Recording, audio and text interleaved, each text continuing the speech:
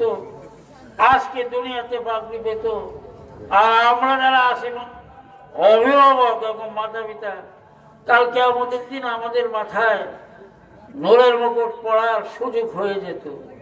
এই ধরনের মনের আশা এবং আকাঙ্ক্ষা সকলের থাকা উচিত কিনা আমরা আশা করি অত্র এলাকার প্রতিষ্ঠানগুলিকে আল্লাহ পাক কবুল করুন।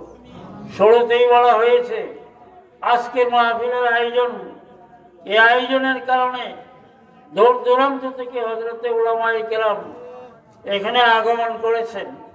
উলামায়ে কেরামের আগমনের বদৌলতে এবং তালিবে ইলমের বিতরণের বদৌলতে অত্র এলাকার কবরের আযাব বর্তমান সময় পর্যন্ত বন্ধ আছে। আর যেখানে আমরা বসে আছি এটা বেহেশতের বাগান। কালকেও হয়তো বাজারের একটা গলি ছিল, আগামীকালকেও বাজারের গলি হিসেবে পড়ে থাকবে।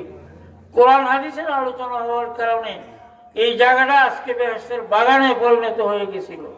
যতক্ষণ আমরা এখানে বসেছিলাম ততক্ষণ আমরা বেহেশতি মানুষ হিসেবে বসেছিলাম।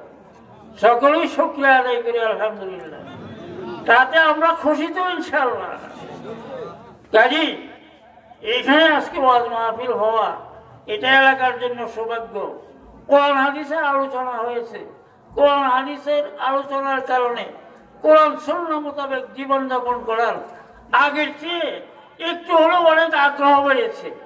এই আগ্রহের কারণে, উৎসাহের কারণে, ইমানের নূর ভিত্তি হওয়ার কারণে হতে পারে আল্লাহ পাক আমাদের সকলকে মাফ করে দিতে। আমাদের তো মাফের দরকার। অন্যায়ের তো অভাব নাই, গুনার অভাব আছে। অন্যায়ের অভাব নাই, গুনার অভাব নাই।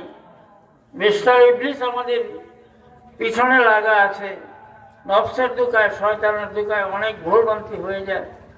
মসজিদে এসে নামাজ পড়লে এবং এই জাতীয় মজলিসে ওয়াজ নসিহত শুনলে হক্কানি পীর মাশায়েখদের হাতে বয়াত হয়ে আত্মশুদ্ধির মাধ্যমে, ওয়াজ নসিহতের মাধ্যমে ধর্মীয় পুস্তক কিতাবাদি যেগুলি হক্কানি উলামায়ে কেরাম লিখেছেন সেগুলি পড়ে পড়ে বুঝে বুঝে, আর যেটা বুঝে আসে না সেটা উলামায়ে কেরামদের কাছে বুঝে নিয়ে দাওয়াতে তাবলীগের বয়স্ক মুরব্বী বাবাজি যারা রয়েছেন দাওয়াতে তাবলীগের মেহনতের সাথে সম্পৃক্ত থেকে নিজের ইমানকে জিন্দা করা যায়, আমলকে দুরুস্ত করা যায়।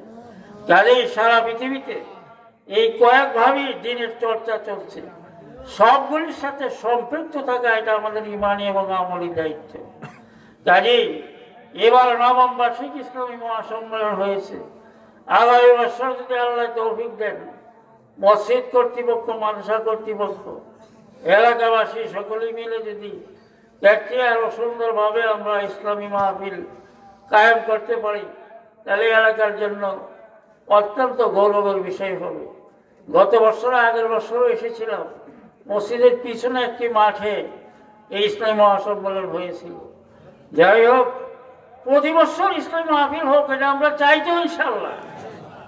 কাজী কর্তৃপক্ষ যারা রয়েছেন, মুরব্বিয়ান যারা রয়েছেন, দায়িত্বে যারা রয়েছেন, আমাদের কাছে, আমরা ওনাদের কাছে আবেদন জানাইতেছি প্রতি বছর এই ধরনের ইসলামী মহাসম্মেলন হোক।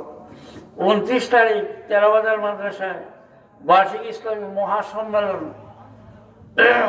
হয়েছে। সারা দেশবাসীর জন্য খতমে বুখারী করে দোয়া করা হয়েছে।